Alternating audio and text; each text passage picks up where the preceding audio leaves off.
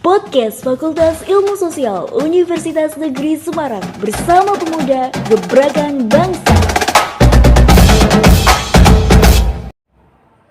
Assalamualaikum warahmatullahi wabarakatuh. Selamat siang dan selamat datang di podcast Mansage. Saya Reka, saya yang akan menemani selama podcast ini berlangsung. Saya tidak sendiri, hari ini ada narasumber yang akan menemani saya. Beliau seorang guru di SMA Negeri 1 Geyer, salah satu penggiat konservasi lingkungan di sekolah kami. Alumni SMA Negeri 1 Geyer juga. Beliau adalah Pak Yoyo Ade Hermawan. Ya, halo Pak, selamat siang. Selamat siang, Reka. Bagaimana kabarnya Pak? Baik, Reka sendiri bagaimana? Ya, alhamdulillah baik juga Pak. Oke, kali ini kita akan membahas tema tentang konservasi lingkungan nih Pak. Ya. Yang kalau boleh tahu nih Pak, bagaimana kondisi lingkungan di SMA Negeri 1 Geyer ini? Sejuk sekali sih Reka sekarang. Ya. Pak Yo sudah 8 tahun di SMA Geyer, memang sekarang lebih sejuk daripada 8 tahun yang lalu. Oke. Ya. Karena memang kesejukan yang kita miliki sekarang itu memang tidak lepas ya dari program yang memang sudah dilaksanakan sekolah nih. Ada program yang kita sebut dengan program Adiwiyata. Program tentang konservasi lingkungan, bagaimana kita melaksanakan pendidikan diberi muatan tentang konservasi lingkungan, seperti itu. Oh ya, baik. Terus kalau boleh tahu nih Pak, yang dimaksud Adiwiyata itu apa sih Pak? Oh iya, Adiwiyata itu dapat diartikan sebagai program dalam proses pendidikan di mana kita memberikan nilai-nilai akan penyelamatan lingkungan itu sendiri. Banyak sekali program yang ada di dalam Adiwiyata itu sendiri. Salah satunya konservasi energi, konservasi air, pengelolaan sampah, di mana memang menekankan pada 5 elemen utamanya, yaitu yang sering disebut dengan sekam nih. S-nya itu ada sampah, E-nya ada energi, K-nya ada keanekaragaman hayati, A-nya ada air, dan sampai ke M yang kita makan, yaitu makanan dan minuman sehat. Oke ini Pak. Terus bagaimana sejarah didirikannya program Adiwiyata di SMA Negeri 1 Geyer nih? Oh iya, memang ketika dulu Pak Yoyo itu sekolah di sini belum terjamah nih. Program Adiwiyata belum ada sekali. Gersang sekali Reka. Luar biasa gersangnya. Rumput tidak ada, tanaman mungkin juga cuma beberapa.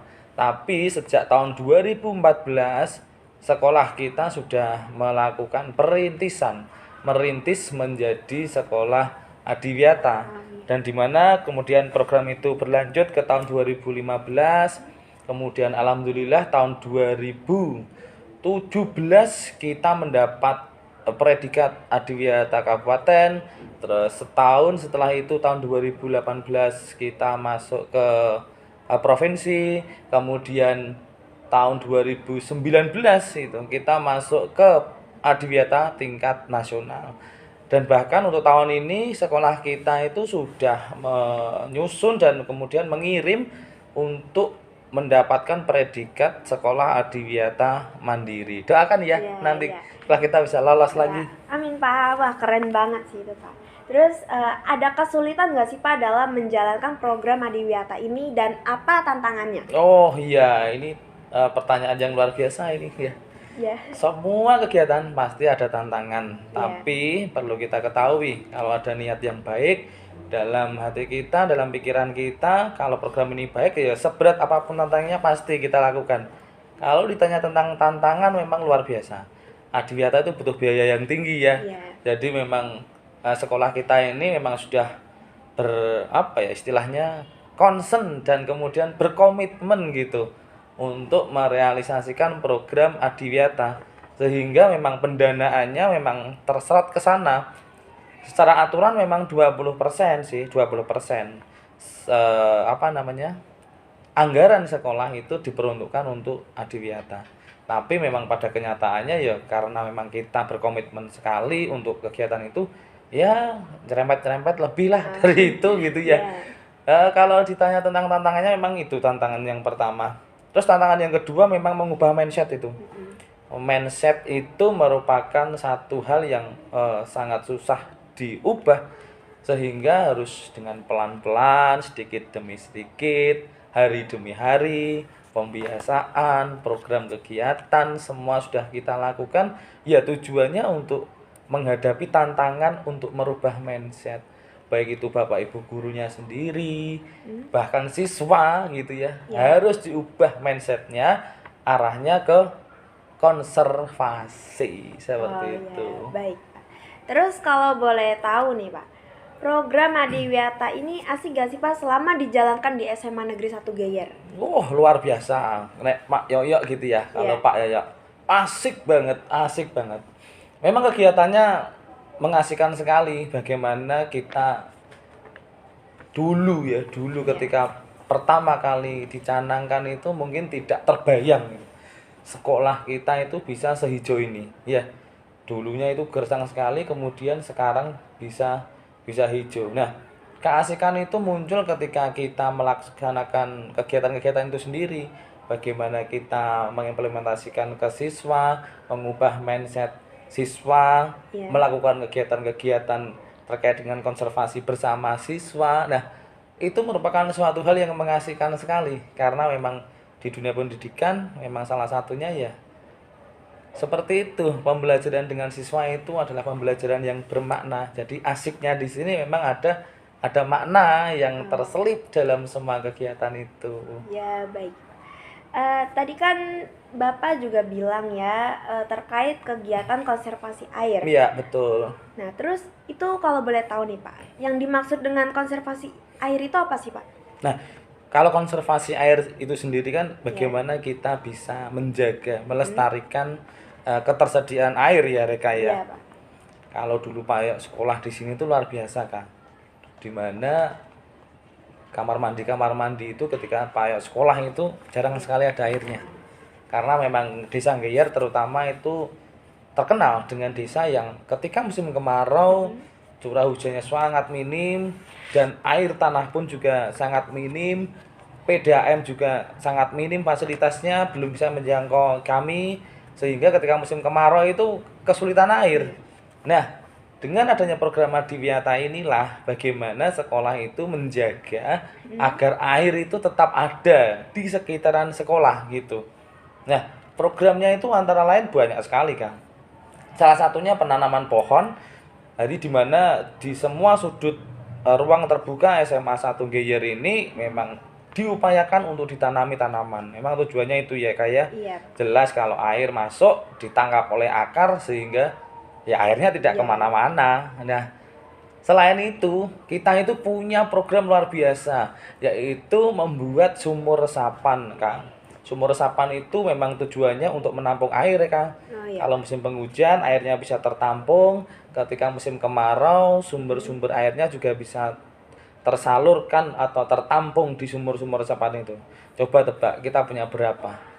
3 kayaknya, Oh, Pak. 3. Kurang lah.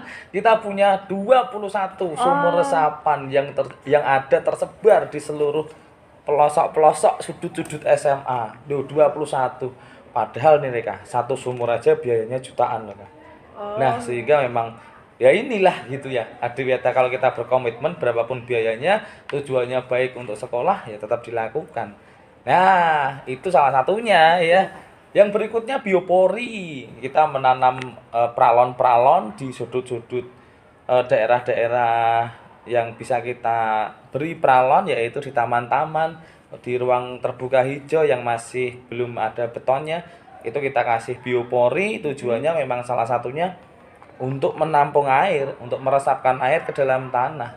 Selain itu kan juga bisa digunakan sebagai sarana menyuburkan tanah. Itu biopori.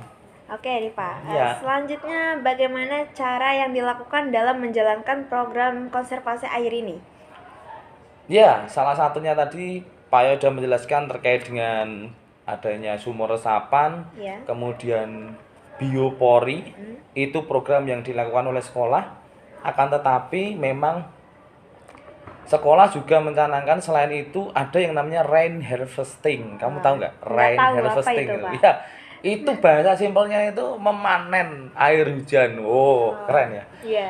pemanenan air hujan. Air hujan yang notabene turun dari langit, kita bisa memanennya, kita bisa menampungnya. Nah, di belakang kelas 11 IPA 1, IPA 2, IPA 3, Ya. itu sebenarnya di belakangnya itu merupakan saluran rain harvesting sebagai piloting yang ada di sekolah kita untuk memanen air hujan. Memang rencananya seluruh gedung mau dibuat seperti itu, tapi ya karena memang terkendala ya, masih terkendala dengan pendanaan sehingga belum terrealisasi.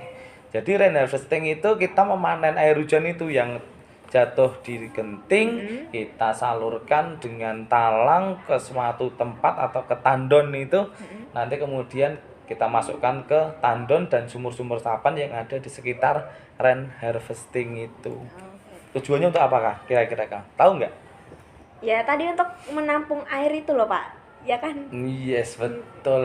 Memang kita kan memang sekolah yang kekurangan air. Iya. Ya, jadi brand Adiwiyata kita itu adalah konservasi air. Nah, ini pernah mendapat apresiasi dari seorang guru besar, dosen biologi dari UNES juga, yaitu Ibu Ngabekti itu.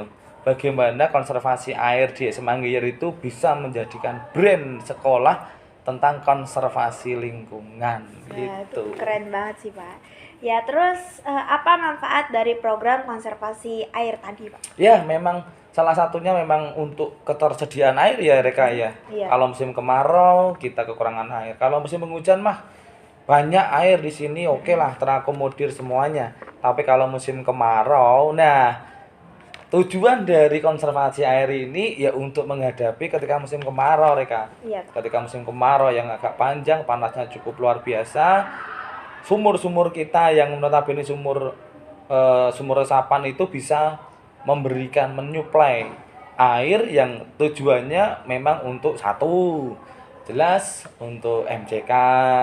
Yang kedua, kita punya tanaman itu hampir 4.000 lebih loh Kak. Wah. Butuh air ya? Ya butuh lah. Kalau musim kemarau air itu bisa kita gunakan untuk menyiram tanaman. Kalau musim penghujan kan penyiramannya tidak seintensif ketika musim kemarau. Nah, memang itu tujuan konservasi air di sekolah kita. Oke. Terus nih Pak, tadi kan Bapak juga bilang ada kegiatan tentang pengelolaan sampah. Yes, betul. Nah, itu apa sih Pak yang dimaksud dengan pengelolaan sampah? Yes. Pengelolaan sampah itu seperti ini, Reka. Kita memiliki 750-an warga. Pastinya ketika ada manusianya, pasti manusia itu akan menimbulkan sampah, Iya, jelas. pasti, Pak. Nah, sampah yang ada di SMA Anggier kalau program Adiwiyata itu memang tidak boleh kemudian dibuang atau dibakar, tidak boleh. Sampah itu memang harus dikelola dengan baik. Sampah yang di dalam harus dikelola dengan baik. Akan tetapi memang ada sampah yang memang tidak bisa dikelola, memang harus dibuang. Tapi itu relatif sedikit jumlahnya. Nah, bagaimana pengelolaan itu kita mulai dari kelas, Reka. Kelas kita bentuk tim, namanya tim Adiwiyata. Salah satu pokjanya ada pengelolaan sampah, pemilahan sampah di setiap kelas ada tempat sampah yang sudah terpilah, minimal ada organik dan anorganik. Ketika di kelas sudah terpilah, kemudian kita masukkan ke TPA, tempat penampungan sampah akhir yang ada di sekolah kita punya. Nah, di sanalah kemudian sampah itu bisa dimanajemen. Sampah organik berupa daun-daun kita masukkan ke dalam komposter, kita buat menjadi pupuk kompos. Dan kamu tahu nggak, SMA kita tuh udah memproduksi pupuk kompos. Namanya mereknya tapi belum terdaftar sih, tapi sudah kita buat produknya. Yes, namanya pupuk kompos Muncar gitu ya. Nanti bisa beli nih ya, nanti dipromosikan keluar. Nah, itu pupuk komposnya. Kalau untuk yang anorganiknya memang bisa kita gunakan sebagai daur ulang. Kalau kamu lihat di galeri ruang atas ya Reka, dekat aula, itu ada berbagai macam produk. Nah, itu salah satu upaya untuk memanajemen sampah anorganik, dibuat untuk barang-barang yang memiliki nilai guna. Kerajinan tangan. Yes, betul, kerajinan tangan. Nah, selain itu memang yang tidak bisa dikelola ya kita jual keluar gitu ya. Oke. Terus nih Pak, bagaimana cara yang dilakukan dalam menjalankan program pengelolaan sampah ini? Iya, memang salah satunya kita memiliki Pokja di Ya. setiap kelas. Ya. Selain Pokja, kita punya ekstrakurikuler khusus yang menangani bukan masalah ya, tapi berkecimpung di Adiwiyata. Ya. Salah satunya pengelolaan sampah itu juga ada program di ekstrakurikuler Adiwiyata, di mana siswa-siswinya memang diprogramkan untuk membuat pupuk kompos dari sampah organik dan membuat berbagai macam produk kerajinan tangan itu dari sampah-sampah Dari anorganik. program pengelolaan sampah ini. Yes, pastinya ya Reka ya. Iya Pak. Penumpukan sampah di sekolah kita kan memang harus kita manajemen. Nah, ketika kita sudah bisa memanajemen sampah itu, pastinya timbunan sampah, bahkan timbulan sampah memang kita manajemen dengan baik. Artinya sampah pasti berkurang. Nah, salah satu yang kita programkan juga tadi lupa ya. Bagaimana kan kita sudah tidak boleh menggunakan plastik kan? Iya. Ya, kantin juga tidak boleh menggunakan plastik. Bagaimana kita tidak menggunakan plastik dalam bentuk apapun. Nah, upaya itu kan salah satunya untuk mengurangi timbulan sampah. Sehingga semakin hari sampah di SMA kita itu terutama yang anorganik ya, Iya. itu bisa berkurang. Kalau sampah organik kemungkinan besar ya tetap mungkin volumenya sama. Bahkan volumenya akan tambah ya Kak. Kenapa? Karena tanaman kita semakin lama semakin banyak sehingga daun-daun semakin banyak yang gugur, Iya, Pak. tapi nggak masalah. Iya. Jadi ketika banyak tanaman, banyak sampahnya kan kita bisa mengelola itu. Iya. Nah, yang menjadi concern kita yaitu pengurangan timbulan sampah anorganik. Bisa kita tekan sedemikian mungkin gitu ya. Oh ya, oke Pak. Ini pertanyaan terakhir nih Pak. Yes. Apa nih harapan Bapak ke depannya tentang pelaksanaan program Adiwiyata ini? Oh iya, karena Adiwiyata merupakan program yang baik, luar biasa, menguntungkan bagi sekolah. Pastinya harapan Bapak program ini semakin lama akan semakin bertambah baik. Ya. Bahkan kalau nanti kita sudah mencapai ke tahap mandiri, Ya. bagaimana kita tidak lagi menekankan pada infrastrukturnya, Oh, iya. tapi bagaimana kita benar-benar mengimplementasikan perubahan perilaku manusianya. Artinya ke depan SDM kita, baik itu Bapak Ibu guru, siswa, semua warga lah yang ada di sekolah kita, itu memang benar-benar sudah memahami dan melaksanakan program Adiwiyata, sehingga memang secara sumber daya manusianya itu memang sudah berubah sikapnya, mindsetnya sudah berubah, perilakunya sudah berubah. Ketika di sekolah seperti itu, saya yakin ketika pulang ke rumah juga akan mengimplementasikan di rumah mereka. Oh iya Pak. Oke nih Pak, semoga harapan Bapak terwujud ke depannya Ya, untuk program Adiwiyata di Iya. SMA Negeri 1 Iya, Geyer. semoga ya Reka ya, didukung oke, terus Pak. ya Kak ya. Ya oke Pak. Oke, itu dia pembahasan kita tentang konservasi lingkungan. Oke, Bapak Yoyo memberikan jawaban yang inspiratif banget nih tentang informasi betapa pentingnya program konservasi lingkungan untuk diadakan di sekolah. Oke Pak, saya mengucapkan terima kasih karena Iya. sudah hadir di podcast Mansage pada hari ini. Iya Reka. Boleh itu Pak membaca slogan SMA dulu? Oke, boleh, Ya. boleh. Ya. Ya, oke. SMA Negeri 1 Geyer Muncar. Oke pemirsa, sampai di sini pembahasan kita kali ini. Saya Reka pamit undur diri. Wassalamualaikum warahmatullahi wabarakatuh. Waalaikumsalam. Terima kasih Reka. Iya Pak, sama-sama.